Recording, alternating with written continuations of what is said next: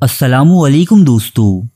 چاہے کوئی بھی دین و مذہب ہو، اس کے مبلغین یعنی تبلیغ کرنے والوں کو دنیا بھر میں عزت اور قدر کی نگاہ سے دیکھا جاتا ہے، پھر چاہے وہ ہندو پنڈت ہو یا مسیحی مشنری یا پھر کوئی مسلمان عالم دین۔ لیکن دنیا کے ہر مذہب میں کچھ ایسے نام نہاد مبلغین بھی پائے جاتے ہیں جو اپنی اس عزت اور تقدیسیت کا ناجائز فائدہ اٹھا کر نہ صرف لوگوں کا مال و اسباب لوٹ لیتے ہیں بلکہ خواتین کی عزتوں کو تار تار کر دینا بھی ان کے لیے کوئی بڑی بات نہیں۔ بدقسمتی سے ہماری آج کی ویڈیو ایک ایسے شخص کی گھٹیا حرکات پر مبنی ہے جو دین اسلام کا سب سے بڑا مبلغ اور نجات دہندہ ہونے کا دعویٰ کرتا ہے، لیکن اس کے اعمال ایسے ہیں کہ شیطان بھی ان پر توبہ توبہ کرے۔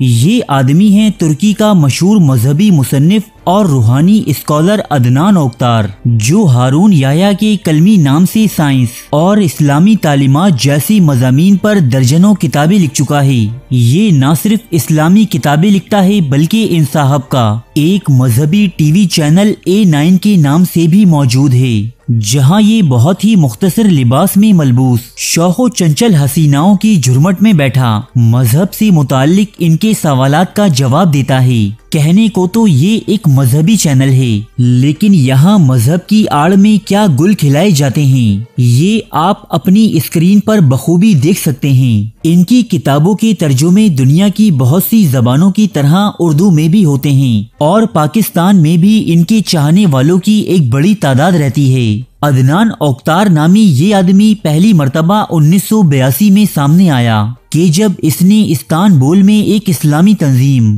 یعنی اپنے فرقے کی بنیاد رکھی۔ اس وقت سے عدنان اوکتار نے بہت سی دولت جمع کی اور اپنے اثر و رسوخ کو کافی بڑھایا۔ حالانکہ ماہرین کے مطابق یہ جاننا یا معلوم کرنا بہت مشکل ہے کہ ان کے ذریعہ آمدن کیا ہیں، کیونکہ اس آدمی کا طرز رہائش کسی ملک کے بادشاہ یا کسی شہزادے سے کم نہیں۔ اگر آپ اس خود ساختہ اسلامی اسکالر کی باتیں سنیں تو آپ ان کو داد دیے بغیر نہیں رہ پائیں گے، کیونکہ یہ باتوں کی حد تک یہود دشمنی میں بہت آگے رہتے ہیں اور بین الاقوامی یہودی تنظیم فری میسن کے شدید مخالف ہیں، جبکہ ڈارون کے نظریہ ارتقاء کی مخالفت میں بھی یہ بہت کچھ لکھ چکے ہیں۔ لیکن یہ سب باتیں صرف کتابوں اور تقریروں تک ہی محدود ہیں، جبکہ حقیقت میں ان کے ملک اسرائیل کے ساتھ انتہائی قریبی تعلقات ہیں۔ یہ اسرائیل کے دوروں کی نہ صرف صدارت کرتے ہیں بلکہ وہاں کے وزیر اعظم نتن یاہو سے بھی ان کی ملاقاتیں ہیں۔ یہ استانبول میں موجود اپنے ایک شاندار محل میں رہتے ہیں اور یہاں سے نیم برہنہ نوجوان خواتین کے ساتھ تصاویر بنوا کر سوشل میڈیا پر اپلوڈ کرتے رہتے ہیں۔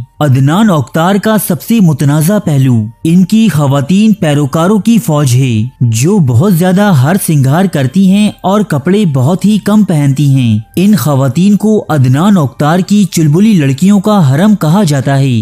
یہ جو مناظر آپ اپنی اسکرین پر دیکھ رہے ہیں یہ عدنان اوکتار کی جانب سے ماہ رمضان میں منعقد کی گئی افطار پارٹیز ہیں، جو اپنی رنگینیوں اور عیاشیوں کے سبب کافی مشہور ہیں۔ ان تقاریب میں بہت سی بین الاقوامی شخصیات اور سیاستدان شوخ و چنچل حسیناؤں کے پہلو میں بیٹھے نظر آتے ہیں۔ اس کے علاوہ اور بھی بہت سی اسلامی روایات ہیں کہ جن کا مذاق یہ شخص کھلے عام اڑاتا ہے۔ عدنان اوکتار کے سابق مریدین کا کہنا ہے کہ ان کے بہت سے ایسے کارندے تھے کہ جن کا کام صرف خوبصورت لڑکیوں کو تلاش کرنا تھا، اور بعد ازاں ان لڑکیوں کی کچھ اس طرح برین واشنگ کی جاتی کہ وہ جنسی غلام بن جاتی۔ انہیں قائل کیا جاتا کہ وہ سیکس کے سیشنز میں شرکت کریں اور پھر ان سیشنز کی تصاویر اور ویڈیو ٹیپ بنائی جاتی تاکہ اگر کوئی خاتون گناہوں کی اس دلدل سے نکلنے کی کوشش کرے تو اسے ان چیزوں کے ذریعے بلیک میل کیا جا سکے۔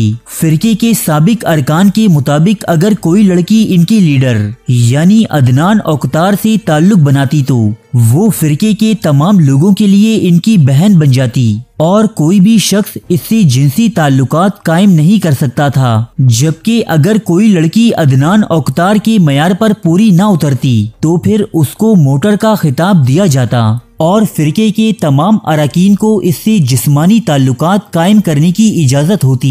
یہ نوجوان لڑکیوں کو اپنی بلیاں قرار دیتے ہیں، جبکہ نوجوان لڑکوں کو اپنے شیر۔ ان تمام کارناموں کے ساتھ ساتھ خود کو عالم اسلام کا سب سے بڑا مبلغ کہنے والے عدنان اوکتار پر برس ہا برس سے چھوٹے بچوں کے اغوا اور ان کے ساتھ جنسی زیادتی کے الزامات بھی لگتے رہے ہیں، لیکن اب یہ الزامات محض الزامات نہیں رہے۔ ترکی کی عدالت نے 2 ہی دن پہلے انہیں یعنی عدنان اوکتار المعروف ہارون یحییٰ کو ان کے تمام گھناؤنے جرائم کی سزا کے طور پر 1075 برس کی سزا سنائی ہے۔ جی ہاں دوستو، 1075 سال، جو دنیا میں آج تک ملنے والی لمبی اور سخت ترین سزاؤں میں سے ایک ہے۔ عدنان اوکتار کی جنسی اسکینڈلز 90 کی دہائی سے ہی سامنے آ رہے تھے، لیکن یہ شخص ہر بار اپنی دولت اور تعلقات کے دم پر قانون کے شکنجے سے بچ نکلتا، لیکن اس مرتبہ انہیں ان کے 200 ساتھیوں کے ہمراہ